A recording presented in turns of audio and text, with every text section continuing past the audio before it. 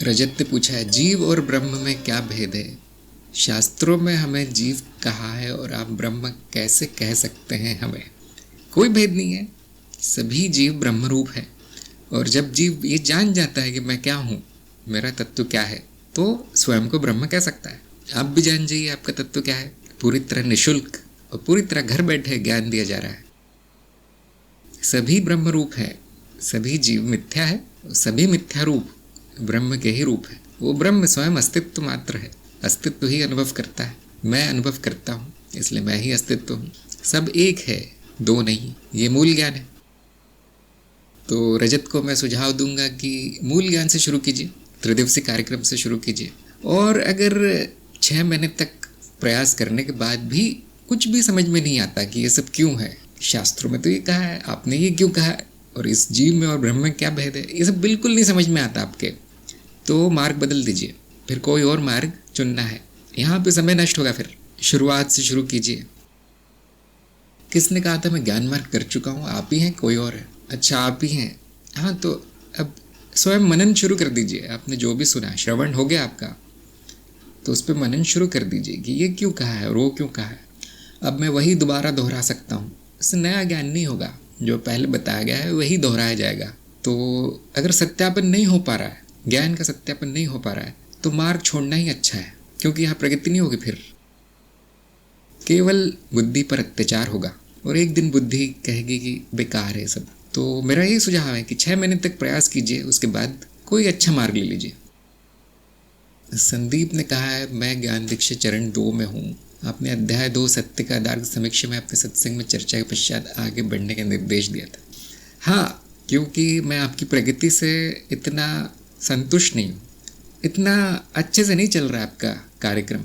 आपने 1 साल पहले करीब कार्यक्रम शुरू किया था, जहाँ तक मुझे पता है, और उसमें आपने 1-2 लेख लिखे। 1 लेख लिखा है आपने, 1। तो मैं जानना चाहता था कि बाकी सब कार्यों में आपकी रुचि है, जैसे वीडियो बनाने में रुचि है और सत्संग में आने में रुचि है, दूसरी चीज़ों पर रुचि है, लेकिन कार्यक्रम में कोई रुचि दिख नहीं रही। तो मेरा सुझाव ये है कि उसको या तो अच्छे से कीजिए या तो पूरा ही छोड़ दीजिए। जो कार्यक्रम में है उनको प्राथमिकता कार्यक्रम को देनी है और किसी चीज़ को नहीं। फरवरी में शुरू किया, देखिए एक वीडियो देख चुके हैं आप, तो आपका बिल्कुल ठीक नहीं चल रहा कार्यक्रम। इसलिए मैं आपको सत्संग में बुलाया है कि क्या परेशानी है आपको, बताइए। कोई विघ्न है, कोई बाधा है जो दूर की जा सकती है। क्योंकि सत्संग इसीलिए है, सत्संग उनके लिए है जो या तो कार्यक्रम में आना चाहते हैं, ज्ञान लेना चाहते हैं, या फिर पहले से ही कार्यक्रम में लेकिन बाधाएं आ रही हैं। इसीलिए सत्संग है, आपकी सहायता के लिए ही है ये सत्संग। बाकी जो गपशप होती है वो केवल समय काटने के लिए। यहाँ 2 घंटे कैसे बैठेंगे ना चुपचाप। हाँ, प्राथमिकता देना ज़रूरी है। एक बार ही करना है आपको जीवन में। जो आप रोज़ ये काम करते हैं वो तो जीवन भर करना है, उससे तो छुट्टी नहीं है। ये कार्यक्रम एक बार ही करना है, ये अंतिम है। किसी भी जन्म में आपको कुछ नहीं करना पड़ेगा। फिर सारे पिछले जन्म सफल हो गए, सारे अगले जन्म सफल हो गए, यदि यहाँ पर आपने ध्यान दे दिया एक बार। और ये जो छोटे मोटे कार्य जो आपके रोज के चल रहे हैं वो अनंत काल तक चलते रहेंगे, ये नहीं मिलेगा कभी। तो मैं ऐसा क्यों कह रहा हूँ कि इसको प्राथमिकता देने की? मैंने देखा है कि जो प्राथमिकता देते नहीं है, कार्यक्रम में पूरा लीन नहीं हो जाते, पूरे मन से दिल से नहीं करते, वो असफल होते हैं। मैंने देखा है आधा अधूरा बेमन से करते हैं जो, वो असफल होते हैं। उनको कोई ज्ञान नहीं होता, वो दिखाई नहीं पड़ता कि उनको कुछ ज्ञान भी हुआ है। लेकिन जो पागलपन की हद तक चले जाते हैं ज्ञान मार्ग में, वो सीधे गुरु बनकर ही निकलते हैं, वो सीधे सत्संग शुरू हो जाती है उनकी। और मुझे ऐसे साधक चाहिए, यही लक्ष्य है हमारा। मैं चाहता हूँ कि आप लोग आधे पागल ना बने, मैं चाहता हूँ आप लोग पूरे पागल बन जाएं, जैसा मैं हूँ। आधा अधूरा नहीं करना है इसे। 6 महीने में 1 लिख दिया, फिर 2 सालों में दूसरा लिख दिया, फिर कुछ और ही करने लग गए। तभी मैंने कहा कि ये तो रोज एक वीडियो बना रहे हैं, अब कार्यक्रम के लिए समय क्यों नहीं है इस व्यक्ति के पास? तो मुझे लगा कि कोई बाधा होगी। ऐसे ही मैं देखता हूँ कि बहुत से लोग हैं जो कार्यक्रम में रजिस्टर करके बैठे हैं, खाता खोल के बैठे हैं, उनको पासवर्ड तक याद नहीं है कि मेरा पासवर्ड क्या है। उनको ये भी याद नहीं मैंने किस ईमेल से खाता खोला था। अभी क्योंकि हमने परिवर्तन किया है तो वो सब सामने सामने आ गया कि कौन कितना गंभीरता से लेता है कार्यक्रम को। क्योंकि बहुत आसान है, वो जो कड़ी दी गई है उस पर क्लिक करना है, अपना ईमेल और सही पासवर्ड डालना है, जो कि 99% लोग कर चुके हैं। लेकिन कई लोगों के कार्यक्रम रद्द दिखा रहा है, कई लोग पता ही नहीं कि उन्होंने किसी ईमेल से खाता खोला था, कई लोगों ने अपने लेख डाउनलोड नहीं किए, उन्हें पता ही नहीं कि ऐसा भी होता है, लेख ढूंढ रहे हैं अपने हर जगह। तो ये सब सामने आता है मेरे, तो मैं देखकर बहुत चकित होता हूँ कि इस विश्व की सबसे कीमती वस्तु आपको दी गई है। मैंने सारा जीवन इसके लिए ठोकरें खाई हैं, मेहनत की है, कष्ट झेला है, और आप लोगों को पका पकाया सामने घर में मिल रहा है, इसलिए शायद उसकी कीमत नहीं है। लेकिन जिसको इसकी कीमत पता चल जाए वो इसके पीछे लग जाता है, और ऐसे साधकों को मैं पूरा समर्थन करता हूँ। और रात को 2 बजे भी फ़ोन करे तो मैं उठा लेता हूँ, और बाकियों को तो मैं कहता हूँ सत्संग में आना। तो अभी ऐसा किया गया है कि जो 6 महीने से अधिक निष्क्रिय हैं, 6 महीने 7 महीने 1 साल, उन सब के जो खाते रद्द कर दिए गए, क्योंकि उससे साइट भी थोड़ी सी धीरे चलती है और मेरा भी सिरदर्द काम बढ़ जाता है फिर। तो जो भी लेख नहीं लिख रहे हैं 6 महीनों से, उनका कार्यक्रम रद्द। मैंने तो कहा कि इसमें सीमा नहीं है, समय सीमा नहीं है। हाँ, लेकिन कुछ तो करो। खाता खोल के जो बैठ गए हैं, लेकिन उस कार्यक्रम में कोई लाभ नहीं मिलेगा आपको। कहाँ ज्ञान हो रहा है फिर? 6 महीने पहले सुना था कि ज्ञान के साधन क्या है, किसको याद रहेगा वो क्या है साधन? 1 साल पहले कहीं से सुन लिया था कि सत्य क्या होता है, अब कहाँ याद रहेगा? या जो 3-4 महीने से सत्यापन ही कर रहे हैं, तो बेटा सत्य नहीं है फिर वो। 2-3 मिनट से ज़्यादा नहीं लगना चाहिए सत्यापन करने में। ऐसे हैं 2-3 हमारे जिन्होंने लेख तो बहुत अच्छे लिखे हैं, सत्यापन नहीं कर पा रहे कुछ भी। ऐसा कैसे हो सकता है? और सत्यापन भी हर वाक्य का नहीं करना है। हर वाक्य जो मुंह से निकल जाए वो अरे ये तो पता ही नहीं मुझे, ज़रूरी नहीं है। मूल ज्ञान का सत्यापन करना है, जो मूल है, मूल तत्व है, तत्व ज्ञान, वो सही दिया गया या नहीं, उसमें कोई सत्य है या नहीं, जिसमें कि 2 मिनट लगते हैं। और यदि वो भी नहीं हो रहा है तो यहाँ आगे पूछ लेना है कि ये तो सत्य नहीं है आपने जो बोला। सत्संग इसीलिए तो मैंने आपको कुंजी दे दी है, ज्ञान मार्ग में कैसे सफल हुआ जाए। निर्देशों का पालन कीजिए, प्राथमिकता दीजिए, तो एक ही बार करना है। नहीं हो रहा है तो दूसरा मार्ग लेना है। अजय ने कहा आपका आशीर्वाद बना रहे मार्ग में। नहीं, आपका बिल्कुल सही चल रहा है। अजय का बहुत अच्छा चल रहा है। देखिए, इस आशीर्वाद के लिए आप ही जिम्मेदार हैं। ये जो कृपा मिलती है उसके लिए साधक ही जिम्मेदार है, कोई और नहीं करता उसके ऊपर कृपा। जब उसकी रुचि देखी जाती है, जब उसका विश्वास देखा जाता है, श्रद्धा देखी जाती है कि हाँ ये व्यक्ति ज्ञान मार्ग के लिए बना है, तो उसमें बुद्धि ना हो तो भी चलेगा। उसमें 2-4 गुण ना हो तो भी चलेगा। समर्पित है जो, उसको फिर पूरा समर्थन मिलता है, उस पूरी कृपा मिलती है उसमें। हाँ, थोड़ा समय लगा देगा वो, लेकिन उसको निकाला नहीं जाएगा कार्यक्रम से। अंजलि ने कहा कुछ साधकों में परीक्षा का डर बहुत ज़्यादा है, उसको दूर करने के कोई आप उपाय समझाएं। तो बहुत से उपाय पहले से ही चल रहे हैं।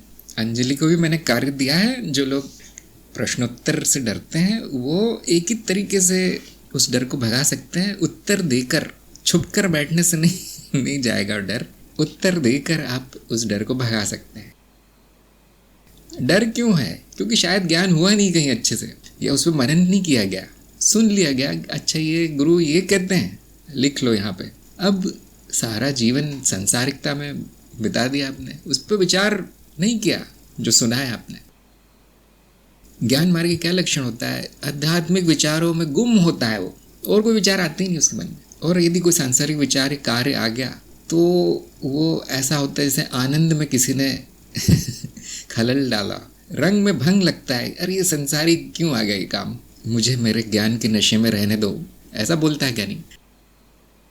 तो ये नहीं हुआ, इसलिए अब डर लग रहा है कि मैं बोलूँगा क्या परीक्षा में। मैंने तो आज तक कभी बोला नहीं इस बारे में, तो बोलना शुरू कीजिए। ये इतने सारे सत्संग चल रहे हैं, तो जो परीक्षा पास कर चुके हैं उनसे बातचीत कीजिए।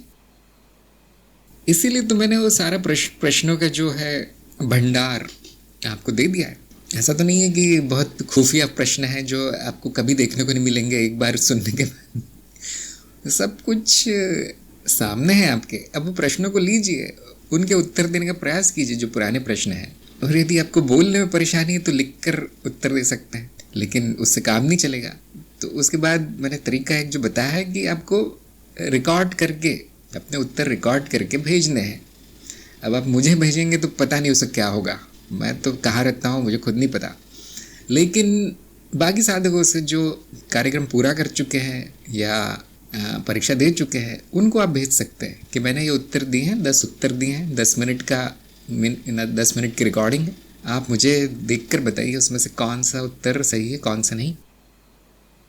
कभी कभी मैं खुद ही करवाता हूँ ऐसा। यदि मैं किसी में संभावना देखता हूँ तो मैं खुद ही उनको प्रश्न उत्तर करवाता हूँ परीक्षा से पहले। लेकिन देखिए, मैं सबको नहीं करवा सकता, मेरी भी सीमा है। दूसरे लोगों को कार्य दे दिया मैंने, अंजलि से संपर्क कीजिए, पद्मजा से संपर्क कीजिए, अश्विन से संपर्क कीजिए। ये जो बहुत से लोग हैं जो, अब मेरा सत्संग कम हो गया है, बाकी सत्संग बढ़ गए हैं, आपने देखा होगा, तो आप इनकी सहायता ले सकते हैं। परीक्षा का डर तभी जाएगा जब आपको खुलकर बोलना आ जाएगा ज्ञान मार्ग पर, और वो उसी को आएगा जिसको ज्ञान हुआ है। नहीं तो परीक्षा कोई अर्थ नहीं है। देखिए, जो आपकी स्कूल की परीक्षा होती है वैसी परीक्षा नहीं है ये, जिसमें कि क्या रटा है उसने 1 साल तक उसको वो लिख दिया जाता है, वो बेकार है। वैसे नहीं है परीक्षा, समझना आवश्यक है। और जिसको बहुत डर लग रहा है परीक्षा से, कोई बात नहीं, आप 2-3 साल बाद वापस कार्यक्रम कर सकते हैं। गोविंद ने पूछा है मुझे बोध होगा क्या, बताइए। ये तो करके पता चलेगा। तो गोविंद को मेरा ये सुझाव है कि त्रिदिवसीय कार्यक्रम कर लीजिए, त्रिज्ञान कार्यक्रम। मैं आपको लिंक देता हूँ, आप जिस भी, अच्छा लिंक है, जिस भी क्षेत्र के हैं वहाँ पे किसी से भी संपर्क करके 3 घंटे में अपनी योग्यता जांच सकते हैं कि मुझे समझ में भी आता है या नहीं जो बताया है 3 घंटे में। और ध्यान दीजिए, 3 घंटे में वही बताया जाता है जो 30 दिन में बताया जाता है। तो आपको पता चल जाएगा कि मेरा मार्ग है या नहीं। वो ये जो छोटा कार्यक्रम है उसका यही उपयोग है, यही आपको पता चलता है कि मैं इसमें जाऊँ या नहीं जाऊँ। गोविंद ने कहा बस थोड़ा हिम्मत दीजिए, मेरी पूरी शुभकामनाएं, मेरा संकल्प है आपके पीछे। जो भी आध्यात्मिक मार्ग में आना चाहता है वो पूरी तरह सफल हो, ये संकल्प कर रखा है। अब मैंने अपने जीवन में कुछ अच्छा किया होगा तो इस संकल्प में शक्ति होगी। वो केवल ज्ञान मार्गियों के लिए नहीं है, मैं तो चाहता हूँ हर मार्ग में व्यक्ति सफल हो। सबसे बड़ा संकल्प यही है अभी तक का मेरे जीवन का। कोई कार्य कर रहा है ना, काफ़ी लोग सफल हो रहे हैं। तो जिनको थोड़ी सी इसमें हिचकिचाहट है कि मैं ज्ञान मार्ग को जान भी पाऊंगा या नहीं, कुछ ज्ञान होगा भी या नहीं, तो मैंने देखा मुझसे बात करने में घबराते हैं कि ये तो गुरु हैं, पता नहीं क्या बोल देंगे, पता नहीं समझ में आएगा भी या नहीं। इसीलिए बाकी शिक्षकों को रखा गया है, वहाँ पे आपकी ये हिचकिचाहट चली जाएगी। अब आपको लगेगा मैं किसी सामान्य व्यक्ति से बात कर रहा हूँ, और आप देखेंगे बहुत आसान है, वो समझना बहुत आसान है। कभी कभी क्या होता है कि मुझे आदत पड़ी है बड़े बड़े वाक्य बोलने की और बड़े बड़े शब्द उपयोग करने की, तो वो त्रिदिवसीय कार्यक्रम में भी हो जाता है कभी कभी। वो अगले दिन पता चलता है कि वो कुछ भी समझ में नहीं आया। इसीलिए मैंने जो साधक हैं ज्ञान मार्ग के, उनको इस कार्य में लगाया है। मैं थोड़ा कम करते जा रहा हूँ, अब कम से कम होता जा रहा है मेरा। जैसे इन्होंने, संजय ने अपना अनुभव लिखा है कि दिव्य कांति ने बताया कि मैं वस्तु और मेरे बीच में दूरी नहीं है, तो उनको वो अनुभव ही प्रकट हो गया उनके सामने, दूर ना होने का। इसको हम अनुभव क्रिया कहते हैं ना, हमारे ज्ञान दीक्षा कार्यक्रम में इसको अनुभव क्रिया कहा गया है। तो ये अनुभव नहीं है, देखिए अनुभव और अनुभवकर्ता का मिल जाना है, इसको शब्दों में बताना भी बड़ा कठिन है। तो अब दिव्य कांति में कोई बहुत बड़ा चमत्कार तो है नहीं, जैसे बाकी सारे साधक हैं वही है। तो कुछ लोग ऐसा मानना है कि मैं इनसे करूँगा, मैं गुरुजी से ही कार्यक्रम करूँगा तो ही ज्ञान होगा। उल्टा हो सकता है, मैं बता रहा हूँ क्योंकि मुझे एक सटीकता में बोलने की आदत पड़ गई है, और मैं ये मानकर चलता हूँ कि मैंने जो बोला है समझ में आ रहा होगा। तो इसीलिए मैंने बाकी लोगों को इसमें थोड़ा बहुत प्रशिक्षित किया है। उनको स्वयं को ज्ञान हुआ है, मैं जानता हूँ उनको ज्ञान हुआ है। तो यहाँ तक कि राज्य भाषाओं में भी, आपकी रोज की भाषाओं में भी देना शुरू कर दिया है। केवल हिंदी या संस्कृत या अंग्रेजी में नहीं है, अब हर तरह की भाषा में उपलब्ध है। और मैं चाहता हूँ कि और भाषाएं उसमें जुड़े, और तरह तरह के साधक हों जो अपनी मातृभाषा में वो ज्ञान दें। तो फिर ये सब जो घबराहट है ज्ञान मार्ग को लेकर, वो चली जाएगी। माधुरी ने कहा जीवन पूरी तरह से परिवर्तित हो गया। हाँ, जीवन परिवर्तन करने वाला ये कार्य है, ये मार्ग है। वैसे तो हर मार्ग कुछ न कुछ परिवर्तन लाता ही है, ये सबसे तेज है। एक दिन में मैंने देखा है व्यक्ति की योनि परिवर्तित हो जाती है, पशु योनि से मनुष्य योनि, मनुष्य योनि से देव योनि, एक दिन में हो सकता है। क्योंकि सबसे ज़्यादा शक्ति किस में है? ज्ञान में। संजय ने एक और अनुभव लिखा है कि मैंने कैसे बता दिया वो भी चकित हो गए। मुझे बताया ये सब कैसे हुआ, कृपया मार्गदर्शन करें।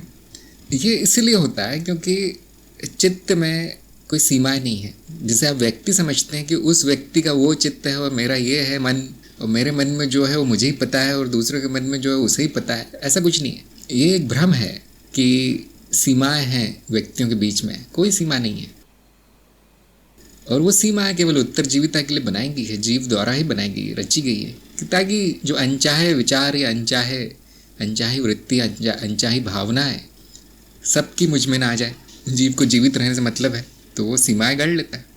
उसने जानबूझ के भुला दिया है कि मैं एक हूँ, तो उससे फ़ायदा ये हुआ है कि उसका जीवन संभव है, अब अपना कर्म कर सकता है, अपना प्रारब्ध निभा सकता है, वो सब कुछ अच्छा चल रहा है, बहुत सुंदर व्यवस्था है। लेकिन जो साधक होते हैं उनकी सीमाएं टूटने लगती है, क्योंकि अब वो उत्तरजीविता से इतना अधिक मोह नहीं रह गया उनको। इसका अर्थ ये नहीं कि वो मरना चाहते हैं, नहीं, उनको पता चल गया कि जीवन अच्छा चल रहा है और ये अच्छा ही चलेगा। और जैसे ही ये बेफिक्री उनमें आ जाती है, निश्चिंता कि मेरे जीवन को कुछ नहीं होने वाला, इस शरीर को कुछ नहीं होने वाला, तो चित्त अपनी सीमाएं तोड़ देता है। अब इस तरह के कभी कभी अनुभव होने लगेंगे, जैसे पूर्वाभास, दूरदृष्टि आदि आदि, रोग निवारण, ये सब, क्योंकि अब वहाँ पे शांति है। देखिए, आम आदमी का चित्त विचलित होता है, हमेशा अशांत चित्त होता है वो, क्योंकि उसकी स्वयं की इच्छाएं पूरी नहीं हुई है और उत्तरजीविता का संघर्ष है। तो वहाँ पर कहाँ फुर्सत है कि बाकी दूसरे व्यक्ति की थाली में क्या खाना है उसको क्या करना है। न उसको किसी मार्ग से मतलब है, न अध्यात्म से मतलब है, उसको अपने जीवन से मतलब है। तो यहाँ पर तो वही काम आता है कि बस मेरा मेरा मेरा स्वार्थ काम आता है। तो जैसे जैसे वो आगे बढ़ता है, प्रगति होती है विभिन्न परतों में, जिसको हम योग मार्ग में कहेंगे या कुंडलिनी मार्ग में कहेंगे, विभिन्न चक्र जब सक्रिय होने लगते हैं, ज्ञान मार्ग में हम कहेंगे चित्त की विभिन्न वृत्तियाँ स्वतंत्र रूप से चलने लगती है बिना किसी अशुद्धि के, तो सीमाएं जान नहीं पड़ती, क्योंकि है थी नहीं, वो तो पहले से ही नहीं थी। अब कई विचित्र अनुभव होते हैं। इसी को मैंने कहा है कि आम जीवन के असाधारण अनुभव जो आपको विश्वचित्त का ज्ञान करवाते हैं। जैसे बहुत लोगों ने कहा ना, आपने विश्वचित्त बता दिए, इसका ज्ञान कैसे होगा, प्रमाण कहाँ से लाऊं? तो प्रमाण तभी मिलेगा जब आपकी सीमाएं टूटेगी, लेकिन उसको हमेशा के लिए नहीं तोड़ना है। कभी कभी टूटेगी अपने आप प्राकृतिक रूप से, कभी कभी किसी किसी में योग्यता होती है, थोड़ी देर के लिए वो ऐसी अवस्था में पहुंच जाता है जहाँ पे सीमाओं की चिंता नहीं है और विश्व चित्त में समा जाता है उसका स्वयं का चित्त, स्वयं की स्मृति विश्व स्मृति में लीन हो जाती है। अब कुछ भी असंभव नहीं है उसके लिए जानना, इसे हम एक प्रकार की सूक्ष्म अवस्था कहेंगे। तो आपको दिखाई नहीं देगा, आपको जानकारी मिलेगी, उसके बाद सूक्ष्म इंद्रियां उसका दृश्य बना देगी कुछ। रमेश ने कहा है, गुरु कृपा की ज़रूरत है, क्या मुझ पर कृपा होगी? बताइए आपकी क्या इच्छा है? रमेश से पूछ रहा हूँ मैं, आपकी क्या इच्छा है, बताइए। गोविंद ने कहा है कि किस प्रकार की सीमा टूटने को आपने कहा? चित्त की सीमा, जो कि मिथ्या है, जो कि भ्रम है। गोविंद ने कहा क्या विचारों से अलग होना ही अपनी सीमा है? नहीं, अहम भाव सीमाएं निर्धारित करता है, कौन से विचार मेरे हैं, कौन से अनुभव मेरे हैं, अहम भाव निर्धारित करता है। तो मैं अहम नहीं हूँ जब अहम नाश होता है, अर्थात अहम वृत्ति मेरी नहीं है या मैं नहीं हूँ, जब ये ज्ञान होता है तो सीमाएं विलीन अपने आप होती है। ये प्राकृतिक प्रगति है, विकास जीव का ऐसे ही होता है। तो जो मार्ग पर है उसका अपने आप होगा, कोई भी मार्ग हो, ज्ञान मार्ग में भी होगा, ज्ञान मार्ग कोई अलग नहीं बाकी मार्गों से, विकास तो एक जैसा ही होगा ना जीव का, जो पूर्व निर्धारित है विकास वही होगा। तो चित्त की सीमाएं तभी विलीन होती है जब अहम भाव चला जाता है, साक्षी भाव आ जाता है, और साक्षी भाव आत्मज्ञान के बिना नहीं आएगा। रमेश को चाहिए मैं कुछ जान सकूँ अद्वैत का नाम, बिल्कुल मिल जाएगा, आपकी इच्छा पूर्ण हो जाएगी 3 घंटे में। आप भी त्रिदिवसीय कार्यक्रम से शुरुआत कीजिए, रमेश को मैं सुझाव दूंगा और देखिए क्या होता है। अगर आपकी स्वयं की भाषा में कोई उपलब्ध है उससे कर लीजिए। आत्मज्ञान, ब्रह्म ज्ञान, माया का ज्ञान सब हो जाएगा। अपने क्षेत्र के साधक से संपर्क कीजिए, समय निर्धारित कीजिए और ज्ञान आपको मिल जाएगा। गोविंद ने पूछा क्या पहले आत्मज्ञान होगा तो साक्षी भाव आ गया, या पहले साक्षी भाव को साथ लूँ फिर आत्मज्ञान होगा? आप पहले कार्यक्रम कीजिए, बाकी जो होगा वो देखेंगे। जो भूखा होता है वो ये नहीं पूछता कि थाली सामने आएगी तो पहले मैं चावल खाऊंगा या रोटी खाऊंगा, पहले रोटी खाऊं या चावल खाऊं, या दोनों नहीं खाऊं, है ना। थाली सामने आती तो खाना शुरू। शायद आज के प्रश्न समाप्त हो गए हैं, तो यहाँ पर सत्संग का हम समापन करते हैं। सभी का सत्संग में आने के लिए बहुत बहुत धन्यवाद। हम मिलेंगे अगली बार। नमस्कार।